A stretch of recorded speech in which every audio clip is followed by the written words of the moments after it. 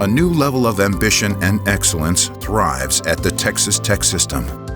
A $2 billion higher education enterprise with 4 diverse and distinguished universities. Because from here, it's possible.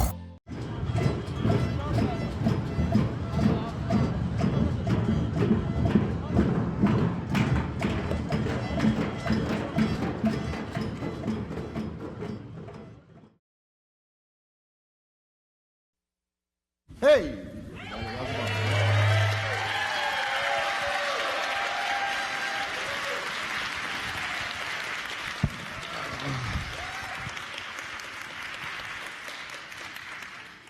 This is what happens when you hang out with a handsome bald man. In my experience. Are you casual enough, by the way?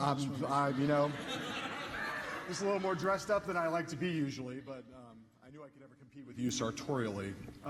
Hey, everybody, welcome to this event here at the Texas Tribune Festival. We have Mr. Michael Avenatti. I'm John Heilemann. Good to see you. A lot of shit is happening.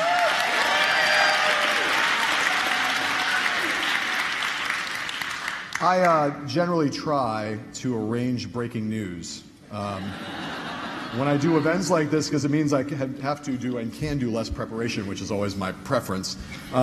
So we have some breaking news today. I know there are people who are not here who want to be here. The room is full.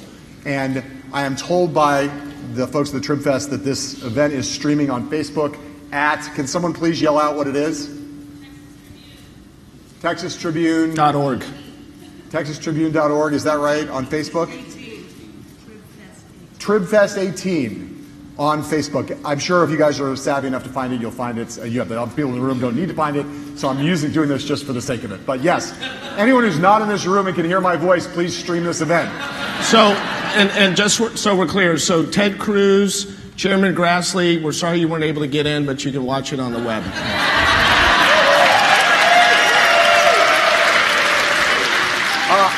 So before we start, I want to, I've done a lot of events in Austin. It's one of my favorite cities in the entire world, and I come here frequently at the LBJ Library, at all kinds of things. I've been here a lot. I love this town. I'm going to be back next weekend for ACL, and I may not leave. In fact, I may just spend the entire week at Torchy's, just eating taco after taco. But just to give you I love that Dirty Sanchez. I do, and I mean the taco. Although if I was using the Brett Kavanaugh definition, a Dirty Sanchez would be a drinking game if I were using that definition. No. He was an innocent boy. He concentrated on basketball, making good grades, walking little old ladies across the street, and giving shiny red apples to every one of his teachers. And a virgin. Community service, I think, and church. And let me I too am a virgin. I'm still a virgin, just for the record. So under his definition, I am still a virgin. Under his definition. No, I just want to really quickly, just for the sake of it, I'd like to get just a little tiny sense of the audience here. So if you all don't mind, I'm going to ask you for a show of hands. If you're embarrassed putting your hand up in front of your colleagues here in the room, just close your eyes and the embarrassment will go away. How many people in this room in 2016 voted for Hillary Clinton? Okay. And how many people in this room voted for Donald Trump?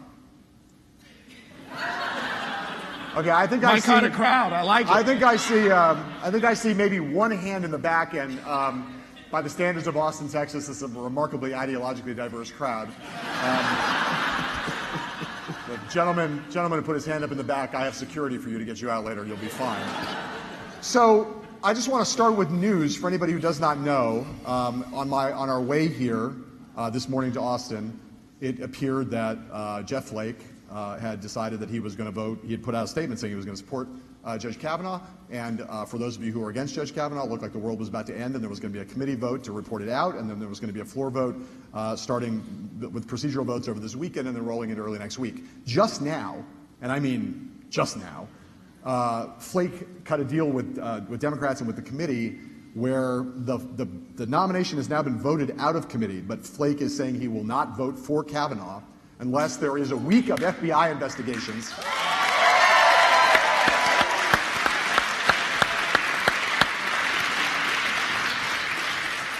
of all of the extant claims against him. So, Michael Avenatti represents one of the women who is now an accuser of Brett Kavanaugh. So I just want to ask you just to start, having watched what we just watched 10 minutes ago in a chaotic scene in the Senate Judiciary Committee room, what is your view of where things currently stand with respect to Judge Kavanaugh and your client with respect to Judge Kavanaugh? Well, we've been asking for an opportunity to sit down with the FBI since last Sunday, and those requests have been routinely denied by the Senate committee. We've also asked for my client to have the opportunity to travel to Washington and testify before the Judiciary Committee. Those requests have been ignored. We have also requested an opportunity to come to Washington, D.C. and offered to meet with any U.S. senator one-on-one, face-to-face with my client who desired to do that. Those efforts have been rebuffed. So up until about an hour ago, I considered that we had a very faint pulse as it related to trying to get to the bottom of the allegations, all of the allegations, before this man was potentially placed on the Supreme Court for life. That pulse just became a lot stronger within the last hour. I'm pleased that it appears that there's going to be an FBI investigation, although I'm very troubled by the way that the vote occurred in the Senate Judiciary Committee because of the way it was handled and because of the lack of clarity. It appears to suggest that Mitch McConnell or others could still derail it in the Senate as a whole, because the Judiciary Committee has no power over the entirety of the Senate, and Grassley is not the majority leader in the U.S. Senate. So what could potentially happen, and I think this is unfortunate if it does, and I'm hopeful that it will not, what could happen is that they pass the nomination out of committee without the condition of the week-long FBI investigation. So technically the nomination has cleared the committee now with an approval. Now it goes to the Senate as a whole. Flake has indicated that he will not vote yes for confirmation, but if McConnell figures out that he's got the votes without Flake, then they could still approve Kavanaugh to sit on the Supreme Court, confirm him without any FBI investigation, which I think would be the most recent step in an otherwise very outrageous process of the last few weeks. I want to just, I think probably many people in this room probably watched the hearings yesterday, and I'm going to talk to you a little bit about your client, your new client, Julie Swetnick, in a second. But as you saw those hearings, which I think are a historic moment, in some ways I think as riveting, more riveting, the country, really, the eyes of the country, the eyes of the world on them, and as riveting or more riveting than the Thomas Hill hearings 27 years ago. What did you think as you saw that spectacle unfold, and what conclusions did you draw about the spectacle itself, but also about the respective people who were speaking, that is to say Dr. Ford and Judge Kavanaugh and his defense of himself against Dr. Ford? I thought Dr. Ford came off as someone very, very credible. I've had occasion to view over 500 witnesses in deposition and trial over the last 18 years of legal practice. I found her testimony to be riveting, compelling. I think she demonstrated all of the hallmarks of somebody that was being honest. She acknowledged when she did not remember certain things. She certainly did not remember all things, which is exactly what you would expect when someone is recounting something of 35 years ago. You would not expect them to remember everything, and if they did, that would be a hallmark actually of dishonesty or a fabrication of a story. I thought she did a remarkable job. I thought the composure and the bravery and courage that she demonstrated was remarkable under the circumstances. I was incredibly impressed. One of the things that I've been advocating for behind the scenes, and I know this may sound trite, but we live in a different age now. A lot of people get their information, most people on their phone, laptops, etc. We live in a very visual age. Visuals matter. I was very impressed with the way she composed herself, etc. And I had hoped along the way that instead of everyone seeing that sunglass picture, right, that they would have had a different picture that had been disseminated, a more professional picture, so that people would have at least initially got a different look about her. And that would be true whether it was a man or a woman, by the way, to be clear. But I thought she was remarkable. I thought her testimony was compelling. And when she got done testifying, like I think many people, thought there's no way that this guy's going to be able to survive, meaning Kavanaugh, that testimony. That was my take on her. And then, of course, Brett Kavanaugh came in, and I thought, like many other commentators before he testified, that he could not take as an aggressive approach as Clarence Thomas back in 1991. I recall those confirmation hearings in vivid detail. And, you know, what's so remarkable to me, just to digress for a minute, what is so remarkable to me, let us recall what the Clarence Thomas confirmation hearings centered on. They centered on an allegation of sexual harassment, not assault, not potential rape, okay, not aggressive physical behavior, but a claim of potential sexual harassment, with one of the chief allegations being an allegation of a pubic hair on a Coke can. Okay? That's what that confirmation hearing centered on in significant part, and it almost derailed Clarence Thomas's attempt to be on the U.S. Supreme Court. I think it should have, because I think Anita Hill's treatment was abhorrent. The way she was treated was outrageous. Now we fast forward some 27 years later, when we've supposed to have made such progress relating to the way that we treat women, the way that women are supposed to be respected, especially over the last 18 months in light of the Me Too movement. We should have made all this progress, and here we are 27 years later. We're not talking about a pubic hair on a Coke can. We're not talking about a potential sexual harassment situation. We're talking about a physical assault aimed at committing a sexual crime. To be clear, that's what we're talking about, okay? And yet it almost appears as if Kavanaugh has gotten, well, I don't think he's gotten any worse treatment than Clarence Thomas, despite the fact that you have multiple allegations. And as I recall, in connection with Anita Hill, I don't recall multiple accusers coming forward in connection with the Clarence Thomas hearing. I recall one accuser, Anita Hill. Now we have multiple accusers, and people like Ted Cruz and Grassley and Mitch McConnell and others, Lindsey Graham, expect the world to believe that you've got multiple women that I guess they went and had a secret meeting in a Starbucks somewhere and conspired to take out Brett Kavanaugh. I mean, it's an outrage. And so Brett Kavanaugh comes into the hearing, and I thought he was over the top aggressive. I was sitting there thinking, put the allegations aside for a minute. Is this the kind of temperament that we want from an individual that we're going to put on the U.S. Supreme Court of the United States for life? It doesn't make any sense. I mean, look, I'm a passionate guy. Anybody that knows me knows that. And I have fire in the belly, and I'm a fighter. At least I consider myself a fighter. But for him to walk into that arena, if you will, and behave in that manner, and the way that he disrespected U.S. senators on the Judiciary Committee, and the way that he spoke to them and snapped back at them, and in one instance he asked, I forget who it was, whether one of the senators had a blackout moment. Amy Klobuchar. Yeah, it was Amy. That's correct. It was.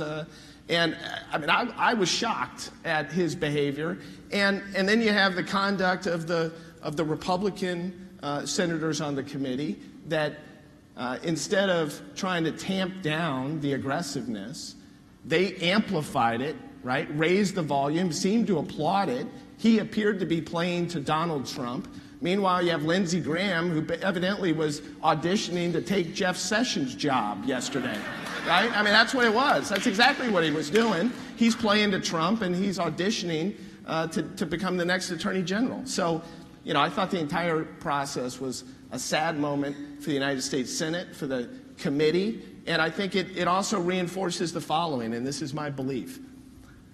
The Republican Party believes in one thing above all else, and I believe they've always believed this, but it is more apparent and true now than ever. They believe in winning, period, at all costs. They don't care how they win. They don't care what rules they break along the way. They don't care about ethical norms. They don't care about the traditions of the Senate or the Congress or the United States or the future of the nation. They care about the here and the now and winning, and they'll sort out everything else on the back end. And I think that that's pathetic. I don't agree with the approach. But here's the other thing I'll say. If the Democrats don't figure that out, and if they don't fight fire with fire, this is only going to get worse. It's not going to get better.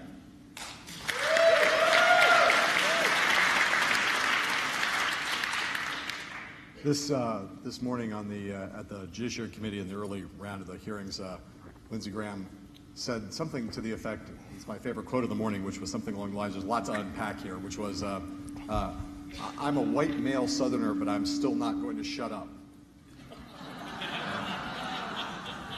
I will leave the textual analysis to my friends in the Academy there, but there's an awful lot of politics packed in that statement and a lot of victim card playing by someone who does not necessarily deserve to. Let me ask you this. You have a client who is one of the three named accusers of Brett Kavanaugh. And as I said before, her name is Julie Swetnick. I met her a couple days ago on the day that you released your declaration and did a brief interview with her for our program Showtime's The Circus, which airs on Sunday nights at 8 o'clock. Eastern and Pacific time.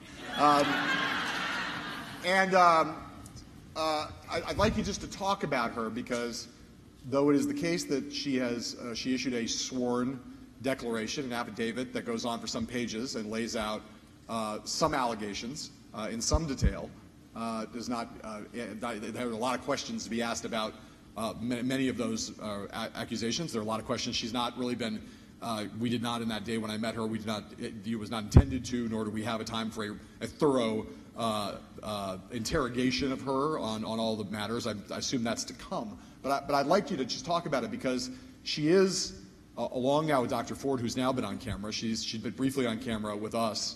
She's going to be, I'm sure, on camera with others shortly. I want you to talk about, just to lay out for anybody who's not familiar, what her allegations are, number one. And the reason I want you to do it is because there has been a lot of characterization of her up through today. Mischaracterization. Characterization that does not necessarily comport with what she actually has put in her affidavit. So just tell this crowd a little bit about Julie Swetnick, how you came to know her and represent her, and what are the allegations she's making with respect to Judge Kavanaugh in particular, because he's the most important accused in this case, although she has others that she has some accusations against. But just talk us through her allegations and what now will unfold, you think, with respect to her claims. So Julie Swetnick is 55 years old. She went to Gaithersburg High School, a public high school in the same general area where Brett Kavanaugh and Mark Judge went to high school. She graduated in 1980, so she was a couple years older than Brett Kavanaugh at the time. She frequented many house parties and other social events where she came to know Brett Kavanaugh and Mark Judge. These two characters were fairly notorious at the time. They ran in the same circle. They were joined at the hip.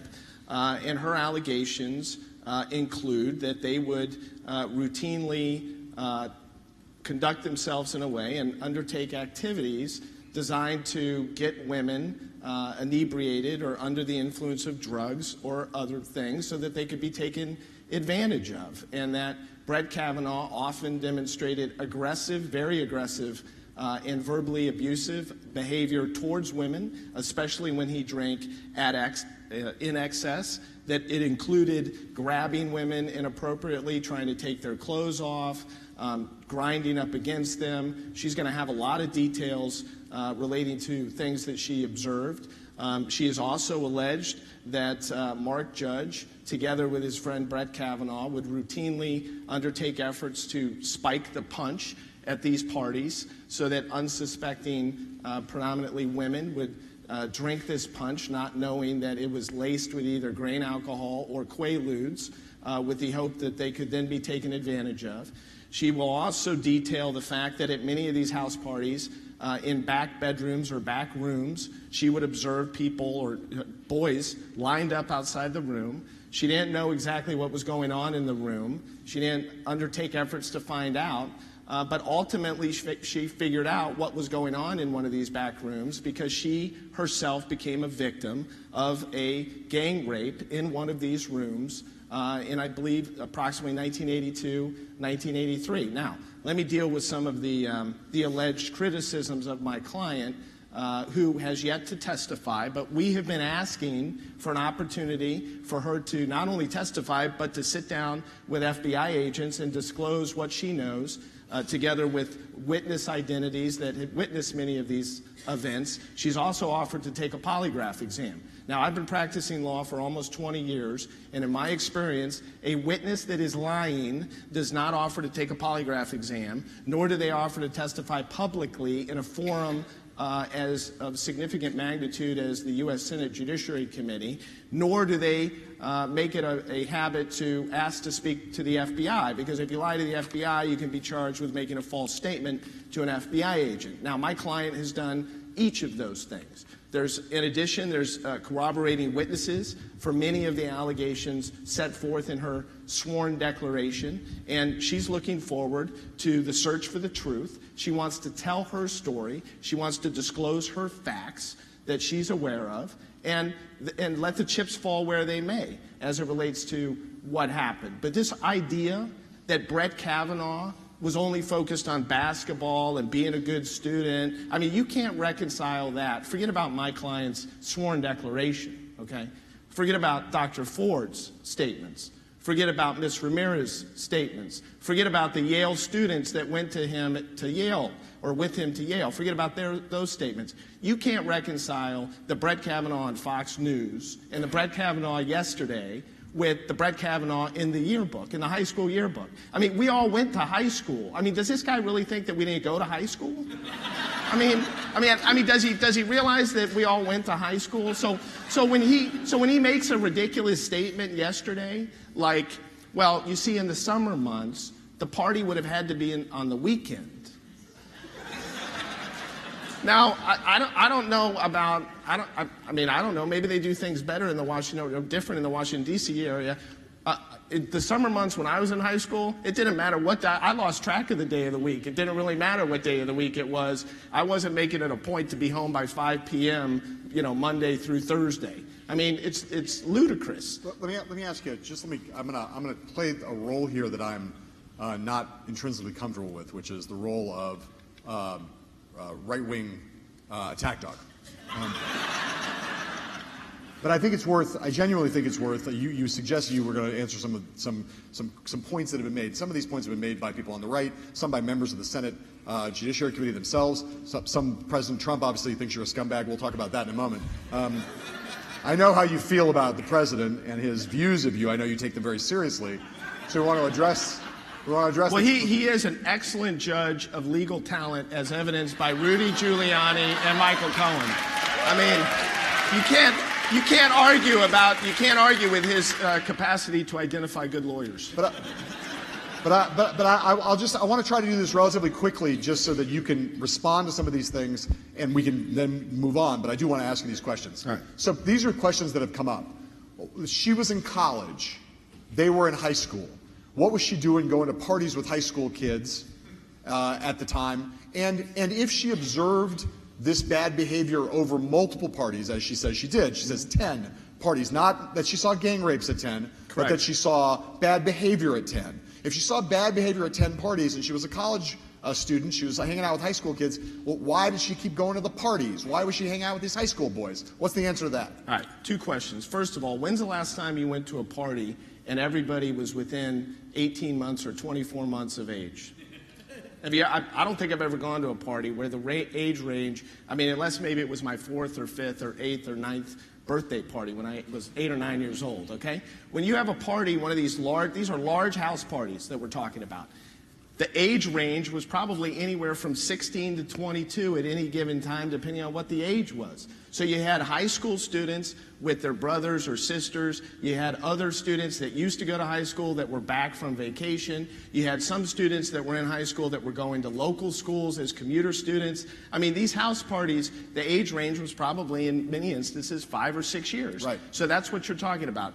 My client did not leave the area after she graduated high school, and continued to run. She went to college, a public college. She went to a public school, yeah. And she ran in the circle of many of these students. And by the way, let me also point out, okay, my client has obtained multiple security clearances from the U.S. government over the years. She currently has a public trust security clearance. She's previously had secret security clearances where she's had to pass extensive background checks administered by the FBI and others. So the seriousness of her making these allegations under penalty of perjury. Understood.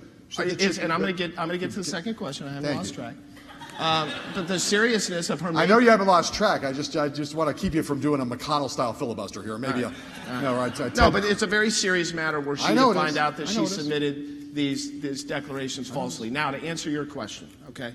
So she knew that the punch was being spiked. She knew that these boys were being overly aggressive with girls and engaging in this conduct. She didn't have a firm understanding of what was going on in these back bedrooms until she herself was gang raped and then confided in others what had happened, and they told her what had been going on or what they had experienced themselves over the years. And you got to remember, I mean, this is a young lady that's, at the time 18, 19, 20, 21 years of age. I mean, individuals of that nature don't generally, go to the police right away or do something of that or tell their parents. I mean, look at Chris Wallace. Chris Wallace on Fox News just admitted yesterday that as a result of the discussion about Dr. Ford and others, that his two daughters finally came to him and told him about things that had happened to them when they were at a young age that they had not previously disclosed to their father or their mother about what had transpired. I think it's different from men, frankly. I think that there's a lot of women that have experienced a lot of conduct, and they never told anybody. They repressed it for a whole variety of reasons. I don't think it's that unusual, and I think a lot of women can identify with what I'm talking about. I'm gonna take that as a yes. So I want to ask you in a very serious way about gang rape as an allegation and in the use of the word. So one of the things that we talked about mischaracterization, one of the things that having read the affidavit carefully myself, one of the things that has frustrated me in the last few days, whether or not your client is telling the truth, I don't know. But one of the things that's frustrated me is the way in which Republicans have said over and over again, this woman has claimed she went to 10 gang rape parties, and there were multiple gang rapes going on, and Brett Kavanaugh was running a gang rape gang, a drug and gang rape. This is literally in the Senate Judiciary Committee today. You had John Cornyn, who you're familiar with in this room. I knew you guys would love that invocation. Like if I say Beto O'Rourke, you guys do what? If I say John Cornyn, you guys do what?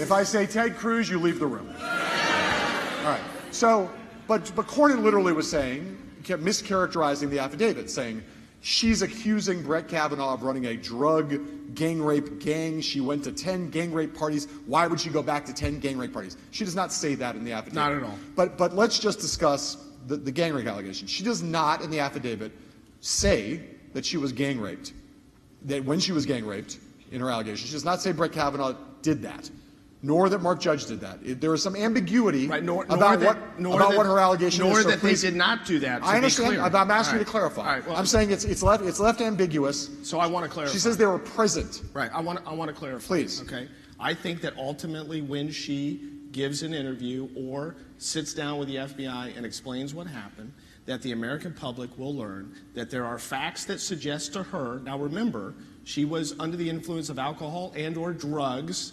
involuntarily, right? So there are facts that suggest to her that they did participate in that conduct. There are other facts that suggest to her that they may not have participated in that conduct. Let me also say this.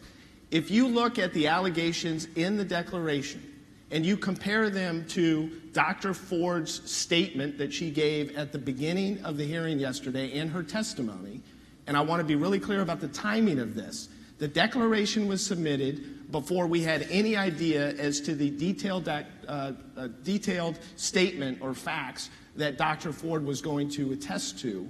We did not have her statement. Okay, I had no idea what it was going to say. I didn't know what her testimony was going to be. You had read the Washington Post story, though, where she had told a version of what happened, not as much detail, but you knew some of the outlines. I knew some of that, but not the detail that she had provided, okay? If you look at the detail contained within her statement and her testimony yesterday, and you compare that to the declaration that we submitted, and you compare that to the New Yorker article, there's a lot of similarities between these stories as to what individuals witnessed relating to Brett Kavanaugh. And all of these people, for them to just create all this out of whole cloth in an effort to take down a Supreme Court nominee, that allegation is absurd. It has as much basis in fact, which is zero, as many of the allegations or accusations lodged by Republican senators on the Judiciary Committee. This declaration, we published it publicly. You can go online, and I would encourage everyone to do so. And don't just jump to paragraph 13, which is about this gang rape allegation. Read every paragraph before 13. It is detailed, it is specific, and it's going to get more detailed and more specific, hopefully, when she sits down with the FBI. I want to ask you now one last thing about this topic, which is obviously an uncomfortable topic. But the allegations in this thing, as Mr. Avenatti suggests, if you read the entire thing, even the less extreme allegations are troubling, if true. Again, make no statement about their truth or falsity at this point, but even the less severe ones are pretty troubling. And then when you get to the very end, you're talking about a very significant thing, a very serious, like appalling, grotesque description that she gives in the last paragraph, basically. Do you have any regret? I'm asking a tactical question. Do you have any regret? I know that gang rape as a phrase is obviously a shocking phrase, and it gets a lot of attention. It is also one that I think there are probably some Democrats who would say maybe a more clinical description would have been better to engage in tactically. Not a less accurate description, but she at various times refers to boys taking turns on girls or trains. Gang rape is a more a provocative phrase, and I wonder whether there's any moment that you've thought in these past couple days when she has been pilloried in public, dismissed in public, mischaracterized in public, whether you've thought to yourself that perhaps tactically describing the same thing, making the same allegations, but maybe not invoking that phrase would have been a better move tactically and would have gotten her a fairer hearing rather than allowing people to seize on gang rape, this woman's obviously a nut, which is what a lot of people have done. Well, I don't think so. I think we'd be in the same spot. I think even if those words did not appear in the declaration, that they would have attacked her on some other ground. And look, I want to also be clear about this. This is not my declaration. I didn't sign the declaration. I don't have knowledge of the facts contained in this declaration. This is my client's version of events. She reviewed it in detail. It is her story, and she stands by the accusations in the declaration submitted under penalty of perjury. And this is the first step in a multi-step process, hopefully now, where she's going to meet with the FBI. The veracity of her statements can be measured by the FBI and others, and hopefully she can testify publicly. And ultimately, the American people can decide whether she's telling the truth or not, and gauge her credibility just like they did with Dr. Ford. Is anybody bored with this line of questioning? Because I can move on, but it seems to me this is a pretty big moment. If people are still, I want to ask a couple more questions, unless you want to talk about other things. I'm taking an audience survey here. Are we good with this? Okay. So Chairman Grassley has suggested two different things in the last couple of days. One, that you have been unresponsive to their efforts to reach out to you since you first came forward with this last Sunday, that you've been unresponsive, that the committee's been trying to reach out to you, has been trying to investigate your client's claims, and that you've been unresponsive. That's his first claim. The second, today, I believe, in the committee, if I heard right, he claimed that you had missed an FBI interview, that she had an FBI interview that she missed. I believe I heard him say that on the television. So I just want to know what kind of, A, specifically, whether any of those things are true, but B, what kind of interaction you've had up to now with the Senate Judiciary Committee in the now 6 days or 5 days since you first alluded to the fact you had such a client who was ready to come forward. There has been absolutely no FBI meeting ever set, scheduled, or missed. We have been demanding an FBI investigation since Monday. They have refused to respond to that request, with the exception that they sent me a web link to the local FBI offices. All right? Mr. Davis, the lead counsel for the majority on the committee, thought that that would be cute to send me an email with that link. Like we could walk into the FBI and ask them to investigate this. We don't have that power. They don't have jurisdiction, even from a criminal standpoint, over this matter. The only way that they can investigate it, I believe technically, is if the president asked them to investigate it. I think if the Senate asked for it through the White House, it would probably happen. But I want to be really clear about the communications that we've had with the committee. First of all, they've all been in writing. And why have they all been in writing? Because I insisted that they all be in writing. Why did I do that?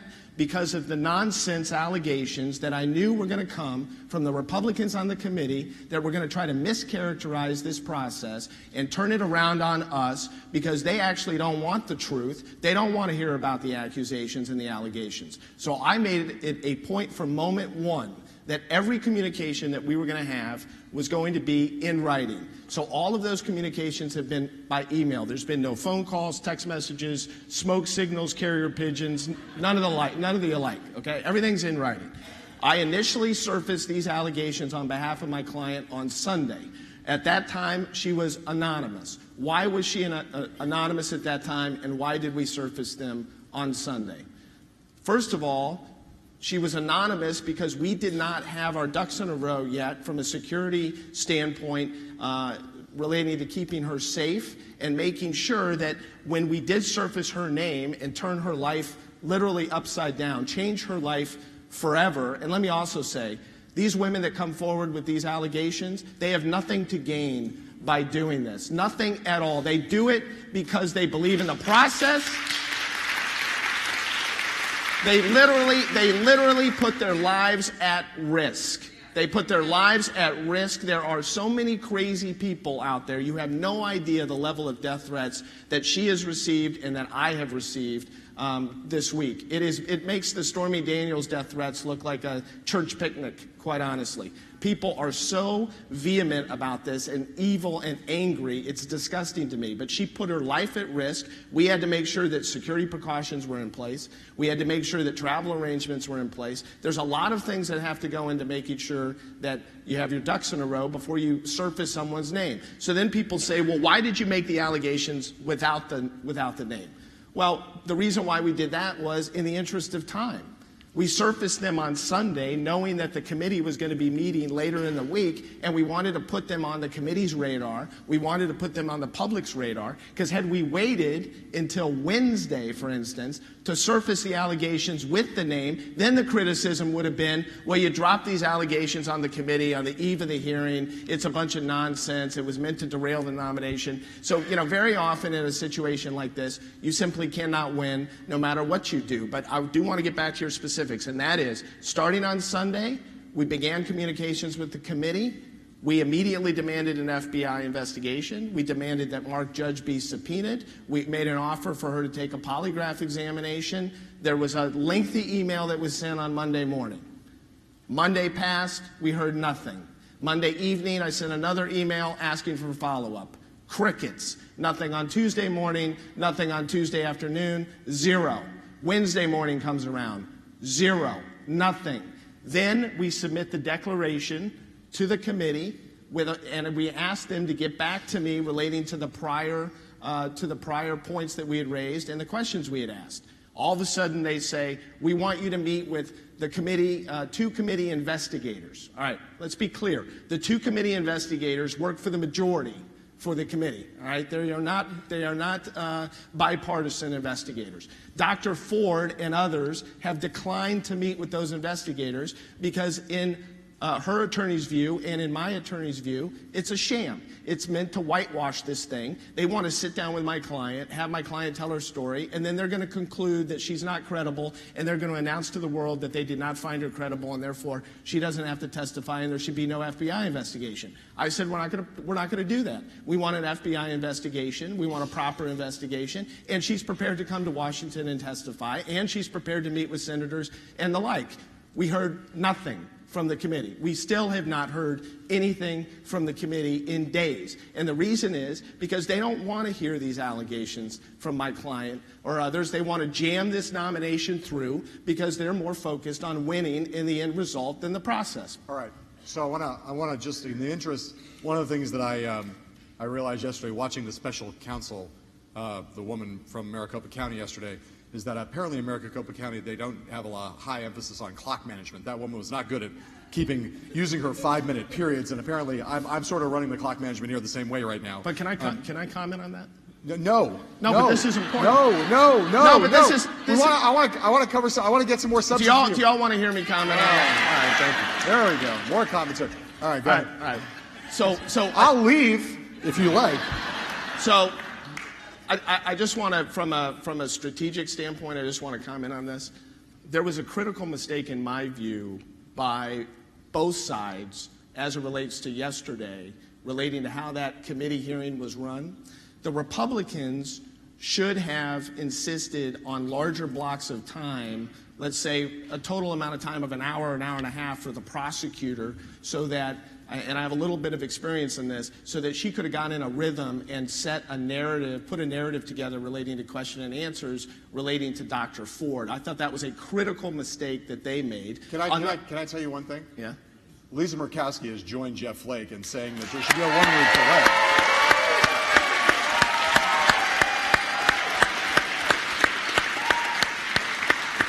That poll, proceed, Counselor. That poll's just got a little stronger. Yeah.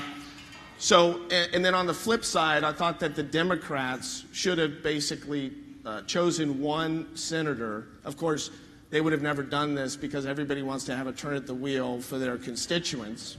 But if they were smart, they would have picked one senator, maybe one of the senators that's not likely to run for president in 2020.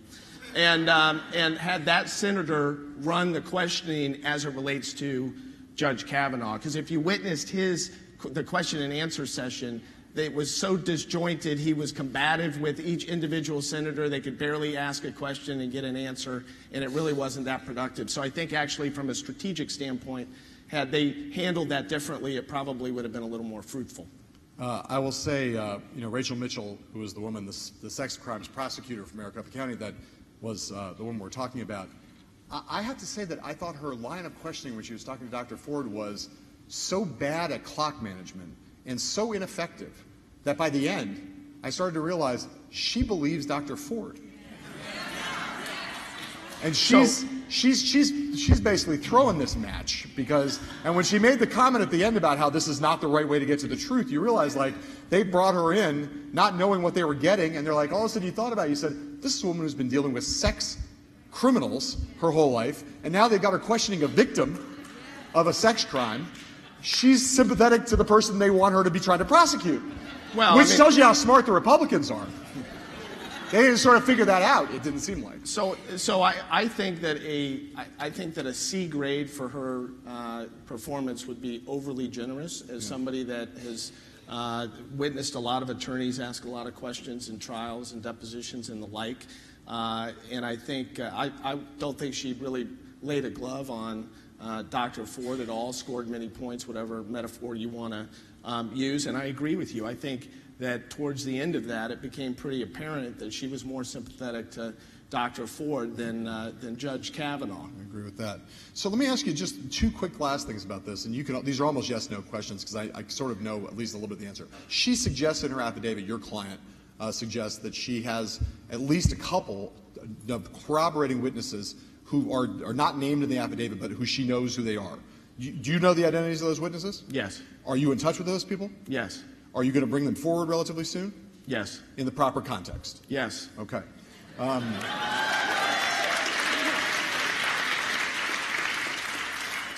Do you have any doubt? Yesterday we saw Dr. Ford, when she was asked by Senator Durbin her level of certainty about who her attacker was it Brett Kavanaugh? She said 100%. And Brett Kavanaugh was asked if he had committed these, how emphatic he was in his denial that he was involved, and he said 100%. I want to ask you, what's your level of certainty that, having watched all of this, listened to your client, heard the public debate, watched Judge Kavanaugh, what's your level of certainty that he is that we should believe that he has committed something between sexual assault and sexual harassment? 100%. I seem like a set-up question, but I don't really mean it that way. I mean, you are highly confident on the basis of all the available information that you know publicly and privately. You think he's just lying. There's no question in my view. About this. I mean, not about his drinking, not about the names there's for games. But there's no about question. The central allegation. There's no question in my view that he is lying. And if you look at hallmarks, we talked about this earlier, hallmarks of honesty and hallmarks of dishonesty. You know, frankly, all you have to do is go back and take a look at that Fox News interview. And if you look at the Fox News interview, you realize that he is completely full of shit. All right, I'm sorry. I know that's bold. Hopefully I didn't offend anybody, but he is. They like that language in Austin.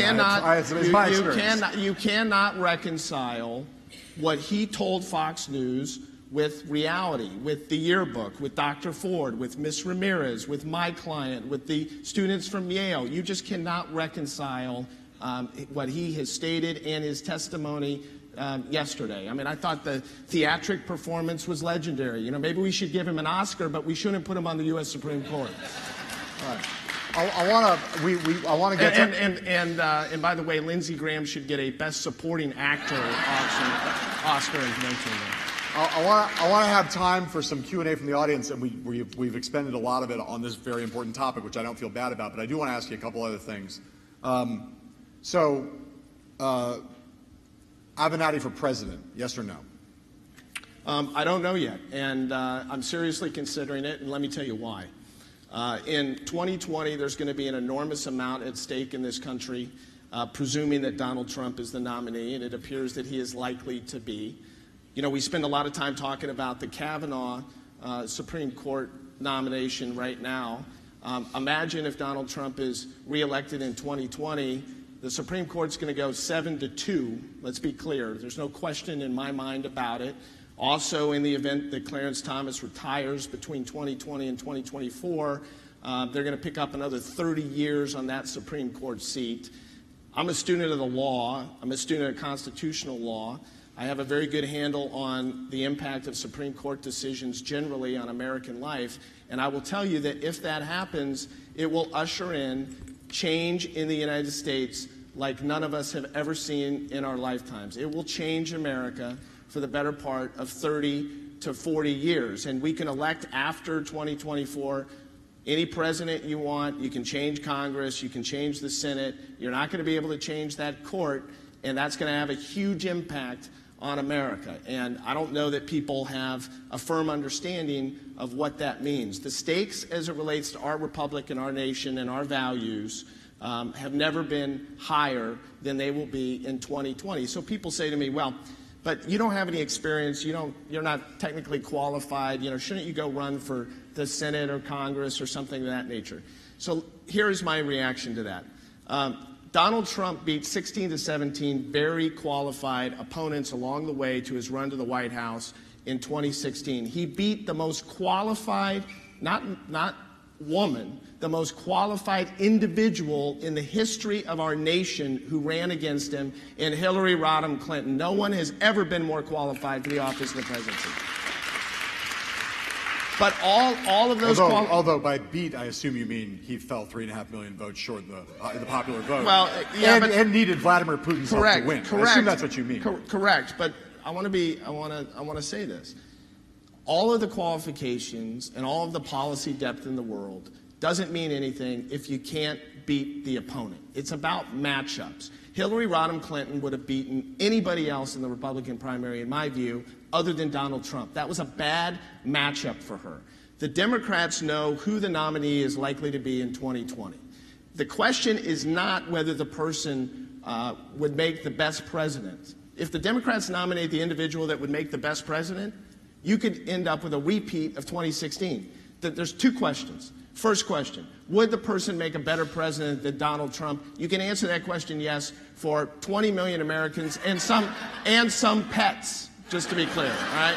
So that's an easy question. The second question is the money question. And this is the question that everybody has to really pass the mirror test. You look yourself in the mirror and you're honest with each other. And you got to be honest with one another. And the Democrats as a party better really be honest about this. And the second money question is, can the person beat Donald Trump? Because if they can't beat Donald Trump, they have no business being the Democratic nominee. Now, if the economy holds where it is now, 2020 is going to be a very, very difficult race for the Democrats to beat against Donald Trump. He is not to be underestimated. He is a moron about a lot of things, but he is brilliant as it relates to other things. He's brilliant about messaging, campaigning, turning out his base, social media, ability to control the media. He is. He's brilliant at these things. He is not to be underestimated. If the economy holds, that is going to be a cage match, a brutal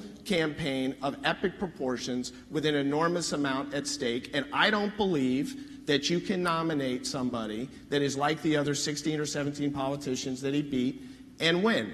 To address your points, when I hear Democrats talk about 71,000 votes, winning the popular vote, which, by the way, I think it's great that we won the popular vote, but it doesn't mean anything. Those aren't the rules. We knew the rules going in. It's not like they changed the rules on us. It's like in a sporting event in football. You don't win the game if you score more first downs or have more offensive yards. The only thing that matters is the scoreboard. What's the score at the end of the game? We knew the Electoral College had to be won. We understood that. We needed to play to win the Electoral College. Vladimir Putin, no question the Russians meddled in our elections, and those individuals that are responsible should be brought to justice to the fullest extent of the law and should be prosecuted to the absolute maximum. And frankly, I believe that we should be putting pressure on Russia to extradite those individuals. But when I hear Democrats talk about all of these excuses, and they're valid, don't get me wrong, I'm not discounting them, I cringe, because what it does is it sets us up for failure in 2020, because we start thinking, well, as long as the Russians don't meddle, as long as we turn 72,000 votes, et cetera, we're going to win. That's a losing mentality. That's not the way you approach an election to win. So do I think I'm the only person that could beat him? No, not by any stretch. I think there's a handful of people that could potentially beat him, but they've got to be able to stand on a debate stage with him and go head to head. They've got to be able to operate within the media environment that we find ourselves in, and they've got to be a fighter, because the Democrats need a fighter, and quite honestly, we've got too much at stake. The people that depend on us most cannot afford our gentleness any longer.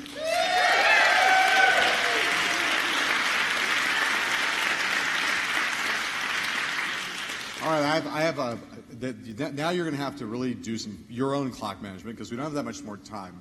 And we do want to hear from a couple people in the audience, but I do want to ask you a couple of things that are popular topics in my Twitter feed that relate to you and your potential presidential run. The first, and again, just try to answer this one relatively quickly. If you ran for president, would you release your tax returns? Yes. Is that the first? That's news, right? Previously, I think you said you'd think about it. No. What I said was, I was asked. It was a very Trumpy answer that I heard you give previously. No, it wasn't. Maybe not. I don't know. No. I was asked a question on This Week by John Carl. Yeah. And he asked me whether I would release, I think it was 10 years of tax returns or 15 years. And I said, I don't know. Is that the norm? Whatever the norm is what I'll release. But yes, I'm going to release my tax returns. Okay, good. Second thing is, and again, straight out of my Twitter feed, you have a lot of fans in my Twitter feed and some very virulent haters. And one of them is, why would the Democrats want, at the time where Donald Trump, with all of his issues, all the accusations, sexual harassment, sexual assault, all the things, why would the Democrats want to nominate #creepypornlawyer? Well, first of all, I will note that Donald Trump is the individual that actually had unprotected sex with my, quote, porn star client with his 4-month-old son at home and Melania at home. So if I'm the creepy porn lawyer, I guess he's the creepy porn president, for whatever it's worth. So Look. I would welcome this discussion with Donald Trump about whether I'm a creepy porn lawyer. I've represented one porn star in my 18-year career. I've got over $1 billion in verdicts and settlements, including a $454 million verdict last year in federal court in Los Angeles, largest in California, third largest in the nation. I was representing doctors, nurses, first responders who had been exposed to deadly disease because their surgical gowns were defective because the company wanted to make more money and the gowns leaked, and they didn't bother to tell anybody because they were more interested in making tens of millions of dollars. So I'm happy to put my 18-year legal track record up against Donald Trump's track record. I'm happy to talk about what kind of cases I've represented people in. So you have you mentioned, I said we raised the topic of your most famous client, Ms. Clifford, aka Stormy Daniels. It's the case that lawyers with their clients, the clients sometimes tell their lawyers the truth. It's also the case every lawyer I know has had clients lie to them at various times. I want to know whether I can't even ask this question without laughing. I'm going to pass on the question. Do you believe your client, with the same kind of certitude you've expressed on many other topics, do you believe your client when she asserts that the president's penis looks like a toadstool from Super Mario Brothers? Do you believe your client? Is she credible on that topic? I have found Stormy Daniels to be intelligent, insightful, incredibly courageous and brave, and 100% credible at all times. And apparently a big fan of video games. So, I want to go, the toadstool thing's still freaking me out, and there was not enough time spent in the news cycle on that when that story came out. I would like to go to the audience and see if we have questions, so if we have a couple minutes here, so if anybody wants to come, race up to these microphones, just get out of your chair. Don't stampede anybody. I don't want this to be like the Who in Cincinnati in the 70s, but yes, ma'am, go right ahead. Just a follow-up question. On the toadstool question or on something else? No. Thanks, no. Okay. Who are the other candidates that can match up? Well, I get asked this question. I'm not going to name names, but I think that there's 2 or 3 likely candidates that are thinking about running that can adequately match up against him and beat him. And I think there's other candidates that, while they might make an exceptional president, and they might make an exceptional president someday, they don't have a chance in hell of beating Donald Trump in 2020 because the matchup just doesn't work. It's no different than in sports. Sometimes some teams match up better than others, depending on the situation. And let me also say this as it relates to 2020. People say, well, this is all about your ego, and why would you consider this? Here's the test as to whether it's about my ego. If Donald Trump announces that he's not going to run, my appetite for doing this goes down at least 50%. If Pence then announces that he's not going to run, I will not seek the office of the presidency of the United States ever. Ever, okay? I believe that I have a unique skill set for this particular point in time with this dumpster fire of a presidency, and my life, which is good, I've been very fortunate, okay? My life would be a lot easier and a lot better if I did not go do this. But my greatest fear, and I have fears associated with actually running, a lot of fears, okay, every day, and I waver on whether I'm going to do this or not.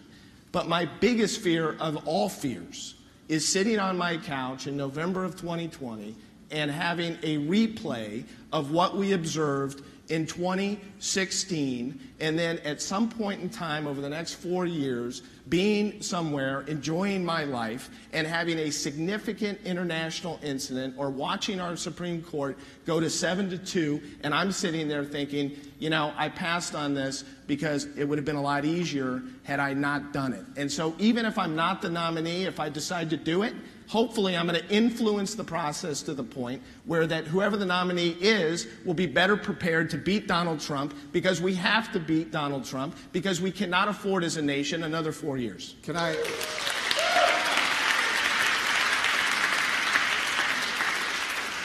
Because I know you were all interested in breaking news, I want to say 2 things, both of which you'll be interested in. One of which is that the Associated Press is reporting that Mark Judge is saying he will cooperate with any law enforcement agency that investigates Kavanaugh confidentially. That is what they're reporting. Just telling you just giving you the news. which is a thing. I mean, he could say, I don't want to testify publicly in front of a Senate committee on camera, but I will come forward and speak to the FBI. That is you would say that is progress, right? I'm going to make if he's testifying under oath, under threat of perjury. I'm going to make a prediction, and that is that if Mark Judge is interviewed by the FBI in any semblance of anything approaching a standard FBI investigation into these allegations, Brett Kavanaugh will never sit on the U.S. Supreme Court.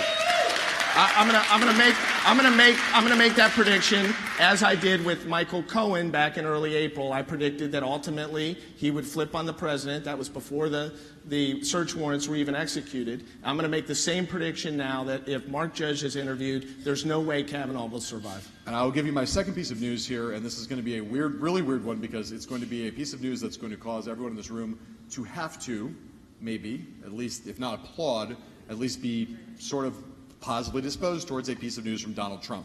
The news is that Donald Trump has said that Dr. Ford was a, quote, very compelling and credible witness, and he said that he would defer to Senate leaders as to how to proceed, quote, whatever they think is necessary is okay. And it's easy to laugh at this, but the president yesterday was calling for a vote immediately. The notion that he will now defer and allow them to proceed with investigations gives political space to these investigations to take place. Doesn't guarantee it, but at least the president right now is not insisting on a vote on the fast track, which I think, if you're looking for the truth, is a positive development. And that sound that you just heard was Brett Kavanaugh puckering. I don't even want to. That's an image I don't really want in my mind. But yes, ma'am, please. How did you come together with your client, Julie Svetnick? Did she find you, or did you find her? You know, this is an interesting question, and it's a question that I keep getting. She found me. I did not I don't solicit clients, and you're on television occasionally, right? Well, every once in a while. Right. But this is a very, and I appreciate the question, but it's a constant question now. I don't have to solicit clients. In the last 6 months, my office has received over 3,000 inquiries from people that want me to represent them in various forms. Now, some of those cases are about the CIA installing a chip in somebody's head, and they want to sue the CIA and things like that. But I thought my request for representation was confidential. Nice. No, but it was 2 chips, you said. But so it's not unusual for us to get inquiries, and because of the last 6 or 7 months, it's not unusual for people to come to us with relatively high-profile cases and seek representation. Yes, sir. Michael, I have heard you predict on TV 3 or 4 months ago that Donald Trump would not finish out his term, that you felt that events would eventually force him to resign. Based on the events of the last 2 or 3 months, do you feel differently? No, I really don't feel differently, and people say, well, how can you reconcile that with what you just said about him being the nominee? I want to be really clear about this. Let me tell you what I think. First of all, there's no question that Michael Cohen is fully cooperating with Robert Mueller and has spent time testifying in front of the grand jury in Washington, D.C., and he's got a lot of damaging facts and evidence against Donald Trump. I also don't believe, I wrote an op-ed in the New York Times a couple weeks ago. I argued that there should be an indictment of the president if the facts and evidence support it, that he should be indicted, and that should be tested in the courts, including ultimately in the U.S. Supreme Court. I don't believe that Bob Mueller and I see eye to eye on that. I think that Bob Mueller believes that a sitting president cannot be indicted. So a lot of people are expecting Bob Mueller to indict President Trump. I don't think that's going to happen. I think what's more likely is he's going to compile a report, submit it to Congress. They're going to pass potentially impeachment charges if the Democrats control the House. They won't have the votes in the Senate for impeachment. I mean, look at what we're looking at with Kavanaugh. There's no way they're going to have the votes likely in the Senate to impeach him. But under normal circumstances, if we had a normal individual in the White House, the heat might become so hot that he would do the right thing. And he would, I mean, even Richard Nixon resigned, right? That he would ultimately resign for the sake of his nation, for the sake of his family, et cetera. I'm starting to believe that Donald Trump is incapable of believing that. I think he'd burn the republic to the ground before he would give up the White House. So it's a very dynamic situation. But I still maintain my belief, frankly, that he will not ultimately serve out the balance of his term or run in 2020, in which case then we'll probably dispense with any issues of me potentially running. Sir. Thank you. Michael, Royce West, State Senator, we met at the DNC a couple of months ago. Yeah, I remember. It's good to see you. One question. You know, we have an election going on in Texas, and it's my understanding that Donald Trump is going to be coming here for Ted Cruz, and he's asked for the largest stadium in the state of Texas. Would you be interested in coming to Texas on the same day, same time, and getting another stadium in the same city opposite Donald Trump when he comes for Ted Cruz?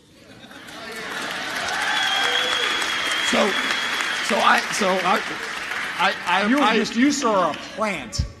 You're a plant, aren't you? No, we've had this conversation yes, before. Obviously, yes. Obviously, many of you know that when the announcement was made that he was going to come down here, that I said that I'm going to come down here too, and I'm going to have a counter rally the same time that he comes down here for Ted Cruz, and we're going to split coverage, and we're going to see, who outdraws who. And I think this is going to be a lot of fun. Now, a lot of people after I made that announcement said, you better be careful because, Texans don't like outsiders coming down to Texas and getting involved in their politics and telling them what to do. And I found that to be rather interesting because, as we know, Donald Trump is, from Manhattan, and, he grew up with a silver spoon in his mouth and a gold toilet under his ass. And meanwhile, a little bit about me, I actually grew up in St. Louis, and my mother was born on a cotton farm in Louders, Texas. A lot of people don't know this. Population 300, right outside of Abilene. They'd even have a midwife when my mom was born. Her grandmother delivered her. Had no electricity till she was 6. She ultimately moved to Dallas. My half-brother was born at Baylor Hospital. My grandmother had a hair salon that she ran about 2 blocks from Dealey Plaza. So anybody that wants to talk about outsiders coming down here to Texas, I'm looking forward to that discussion. So to answer that question, so the answer is yes. So the answer to the question, Counselor, Well, is yes. Is hell yes. All right, good. I like this. I like this crowd. I will say that having lived through the whole thing with the comparison between the inauguration sizes, you had Donald Trump's versus Barack Obama's. We should get some very, very state-of-the-art cameras for your event and for Trump's event, so we can finally answer the question: whose is bigger, yours or Donald Trump's? Sure, ma'am. Yes. Okay, in a worst-case scenario that Kavanaugh is approved, is that the final answer, or is the statute of limitations that does not exist for sexual crimes in Maryland, is that another avenue to go toward? So I think that is another avenue. I think it would be a very difficult avenue to pursue, frankly, for a variety of reasons. I think also impeachment of Judge Kavanaugh, if he were installed in the Supreme Court, would also be incredibly difficult. But, here's what I will say.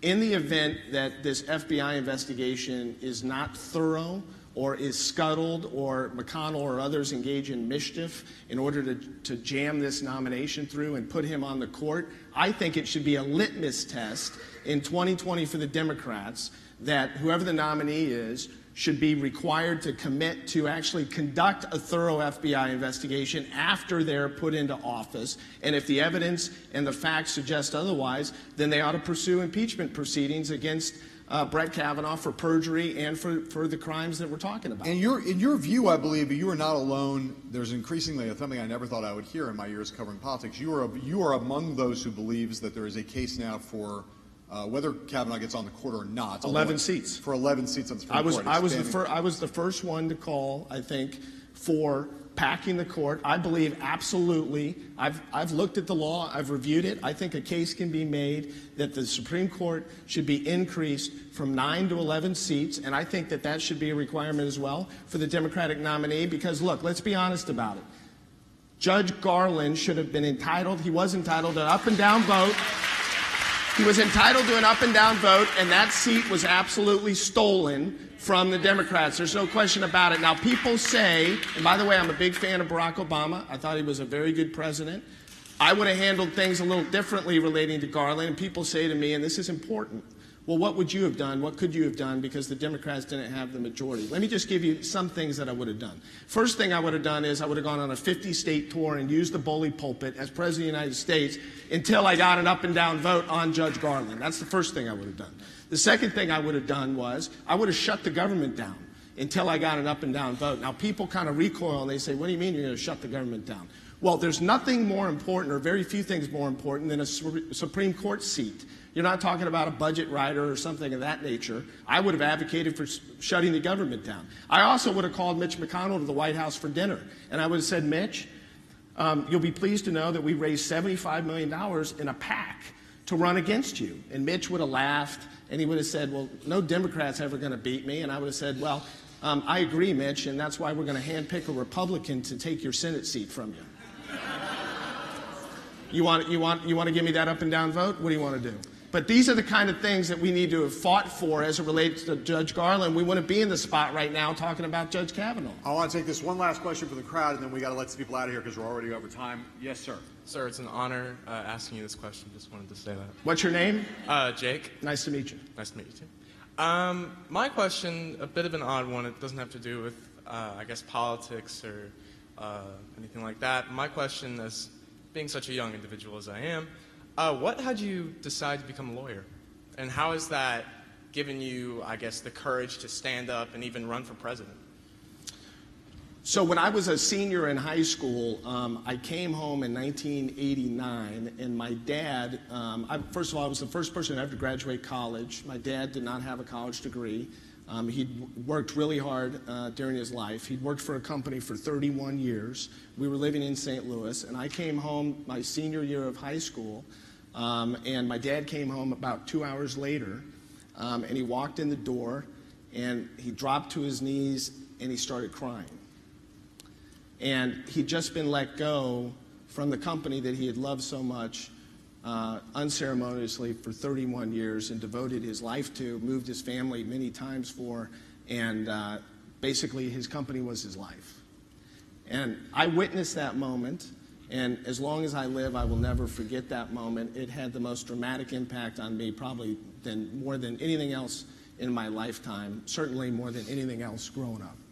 And I decided at that time that I was going to go to law school, and I was going to fight for people. I was going to fight for Davids versus Goliaths, and I was going to fight against the corporations that hurt people and that do things like that to innocent, hardworking people, and I haven't looked back yet. Thank you. Thank you.